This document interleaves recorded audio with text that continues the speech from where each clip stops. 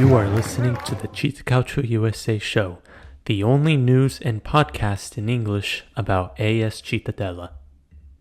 Hello everyone, welcome back to the CittaCalcioUsa show, episode number 136, coming to you on Tuesday, August 6th, episode 136. Like I said, preseason is done for Cittadella as all eyes are on the Coppa Italia this upcoming weekend, and Cittadella are back in action against Sassuolo on Friday. The first match of the weekend round of the Coppa Italia matches is Sassuolo against Cittadella. So we'll be talking all about that game, getting you ready for that game on Friday. We'll also be going over the final leg of preseason, Cittadella getting 2 more games in against Legnano and FC Bassano. Plus another signing, Simone Rabbi has officially been introduced as a Cittadella player, signing from Spal, a 22-year-old striker, possibly replacing Pitarello up front. We'll have to see.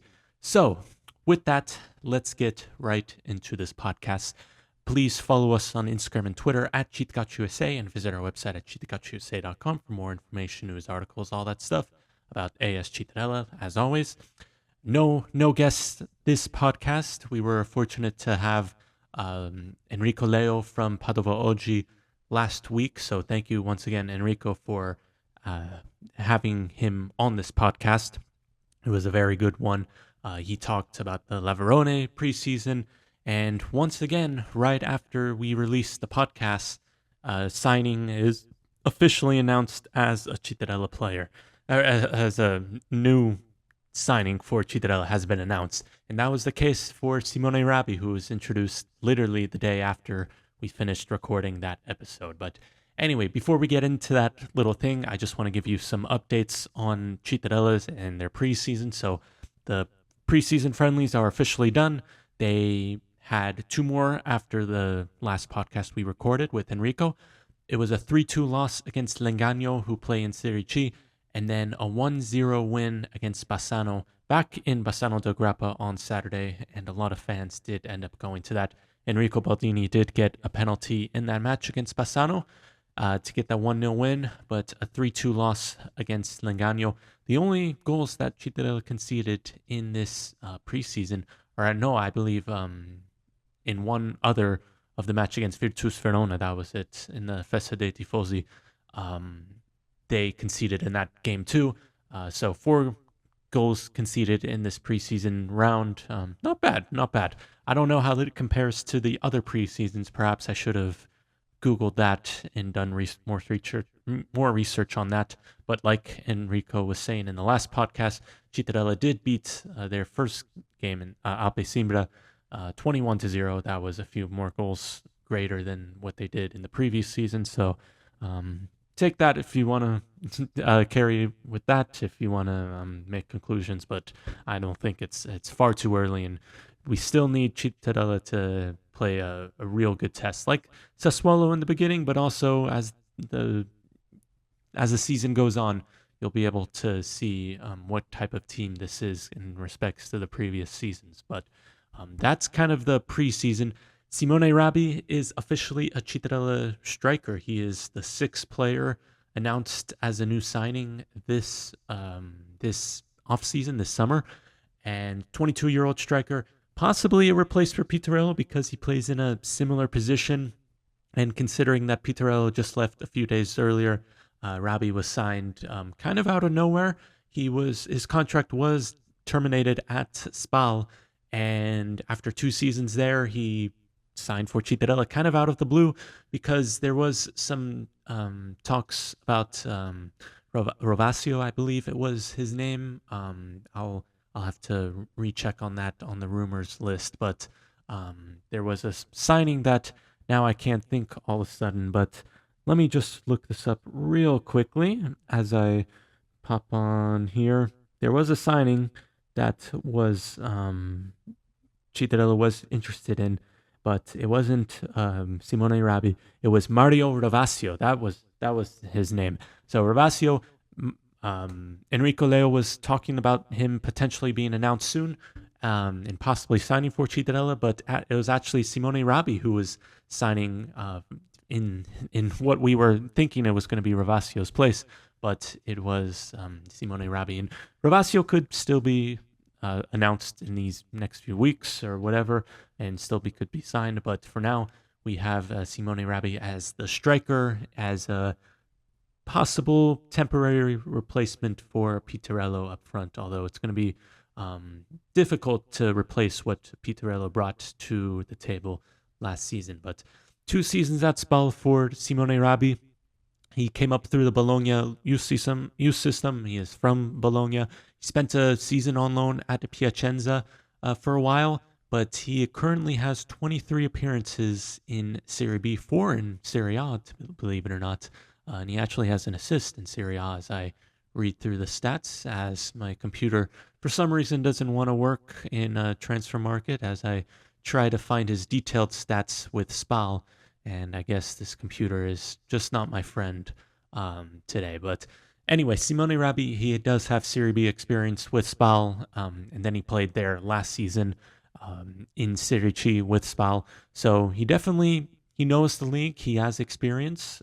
Still a young player, kind of similar youth age to De Sogus, to Tronkin. You got Delisio Casolari. A lot of those young players coming in, and like what Enrico Leo said the other day, is I think Marchetti, he's starting to build this foundation for the next years to come, and he's kind of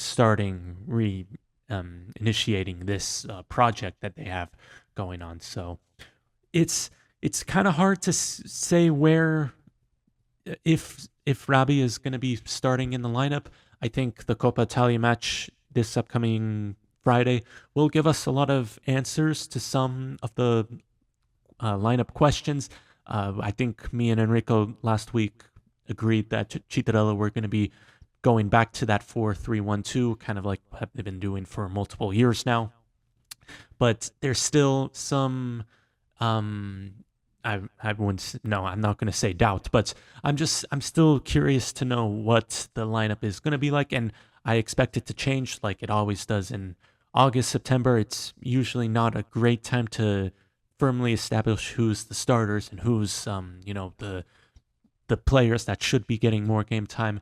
That gets more into later in the season, but I think in these next few weeks you're going to start to see some players who I think are you're going to get an idea of who's going to be starting more and who's going to be, kind of getting off the bench role. Kind of like what we saw with Emil Kornvik last season. We didn't know whether or not he was going to start from the get-go, but he did come in as kind of like an impact sub off the bench, something to bring in the midfield, and he did that multiple times last season. So I still, I think you got your essentials in that has been with Cittadella for many years now, like Branca, Vita, they're going to be starting for sure. Pandolfi, I expect to start up front. It might be Baldini up front. I could see Magrassi also start, and Simone Rabi, I think will be slowly integrated into this team. With the attacking mid, I think Cassano will start there. I think center back pairing, Pavan has been playing well. Frare, I think, will go back into that starting back. And then Cardisoni on the right. On the left back, Massangelo, I think, should get the nod. And Castrati in goal.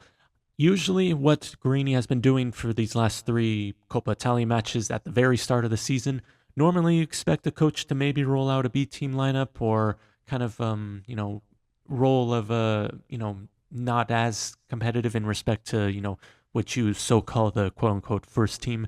But as we've seen Guarini in these last few Coppa Italia editions for the first game of the season against Monza, against Lecce, and then last season against Empoli, he goes all out. He does not, he goes full throttle. I think it is good, and I think that is what he's going to do on Friday, just to give these players more game time and competitive action in start of the next weekend, which is the season opener against the Salernitana in Salerno. So I fully expect that you're going to see Branca, you're going to see Vita, Frare, Pavan and Castrati, those core guys, you're definitely, I think, going to be seen in the starting lineup just to get more game time and competitive minutes. That's the key. Competitive match in a Coppa Italia setting like that against a quality side. We'll get into Sassuolo in a little bit, but I I definitely think this is going to be a good test, like it always is. And I really like to see these Coppa Italia matches in the start of the season.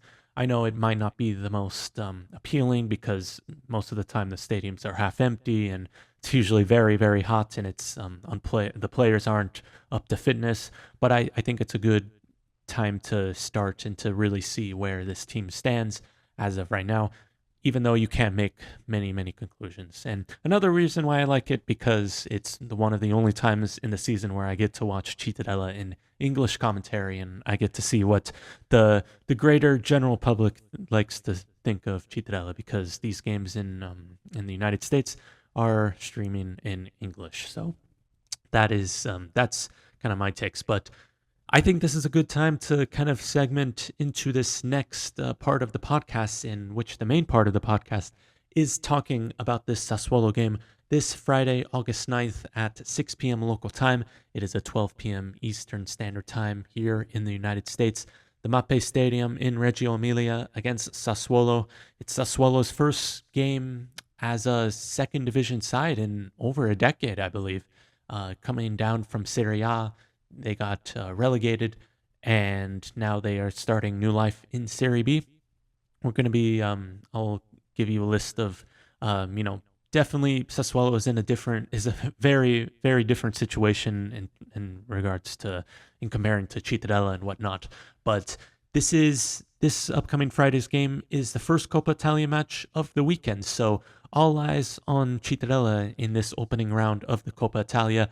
There are three other matches, I should say, on Friday, but Cittadella does open it up on 6 p.m. The 6 p.m. time zone. At 6:30, just 30 minutes later, Udinese does play Avellino I believe in Udine. Yes, in Udine. And then Genoa plays Reggiana, and then Monza plays Südtirol in Monza. And then following that on Saturday, let's see, you got Cremonese Bari, Verona Cesena, and Empoli Catanzaro, and then Napoli against Modena. Remember, Napoli is in this first round of the Coppa Italia because they finished 10th, I believe it was, in Serie A. So they did not get to that. They did not, and incredibly, the defending champions of Italy only finished 10th, and they have to go through this first round of the Coppa Italia. They do play Modena on Saturday. And then on Sunday, you got Brescia against Venezia, Parma against Palermo, Sampdoria, Como, Torino, Cosenza, Frosinone, Pisa, that's starting on Monday, and then Lecce, Mantova, Salernitana, Spezia, and Cagliari, Cardarese. And the winner of Lecce and Mantova will play the winner of Sassuolo Cittadella. And the winner of that will play AC Milan in the round of 16 of the Coppa Italia at San Siro. So it's once again another opportunity for Cittadella to go to San Siro and to possibly play a big opponent like AC Milan, like they did 2 seasons ago when they faced off against Torino, with the chance to go to the San Siro with the win, but they did not get that chance. So this is a good opportunity, like always.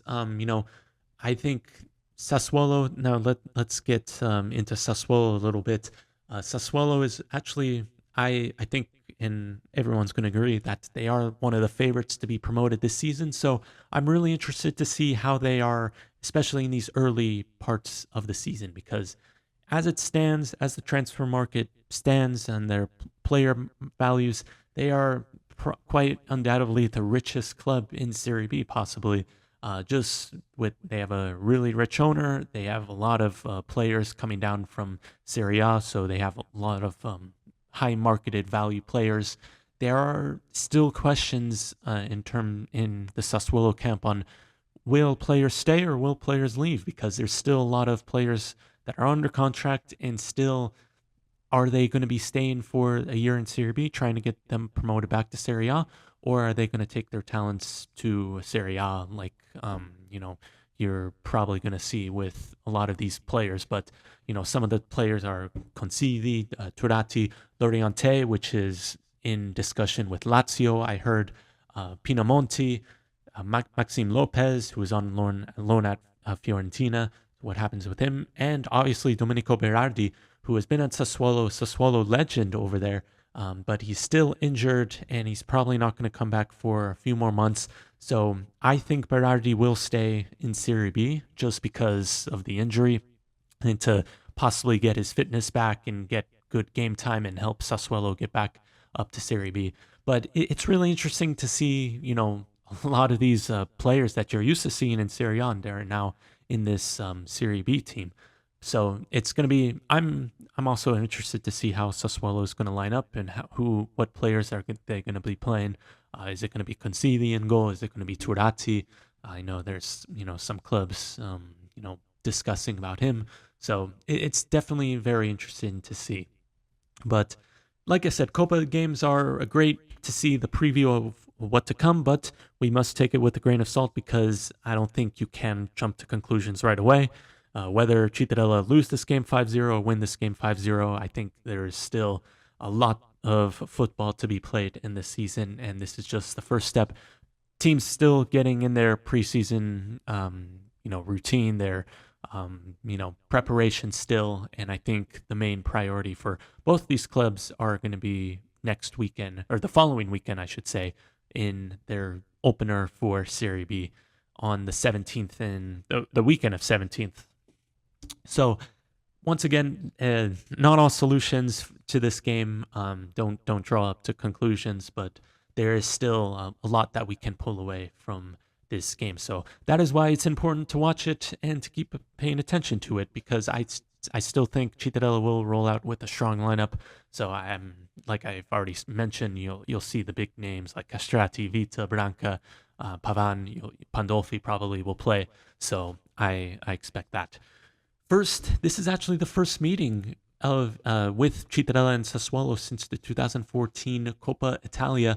It is currently a 5-7-5 record against Sassuolo, so that's 5 wins, 7 draws, and 5 losses. But in that, only 1 win in the last 11 games against Sassuolo. So not a great record recently, although they haven't been playing each other in the last decade because Sassuolo has been in Serie A, they've been doing well, and meanwhile Cittadella has been in Serie B.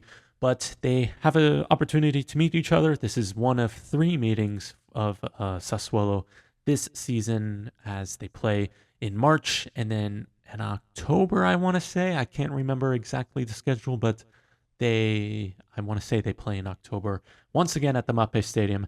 One of 3 games against Sassuolo and one of 3 games. Oh, no, sorry. One of 3 games at the Mappe Stadium. So this game, the game against Sassuolo, obviously, and the game against Reggiana later on in the season.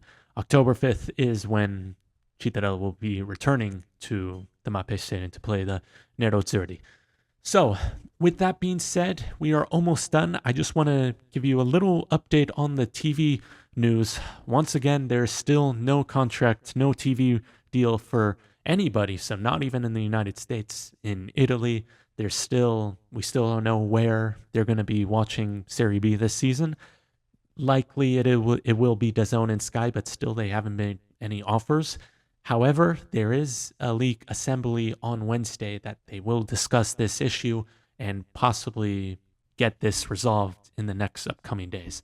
Hopefully that is the case because, I'm the only good thing I could think about this is that I'm not going to be the only one having a TV issue if this is the case, because people in Italy, fans in Italy, will be wanting to watch this game too.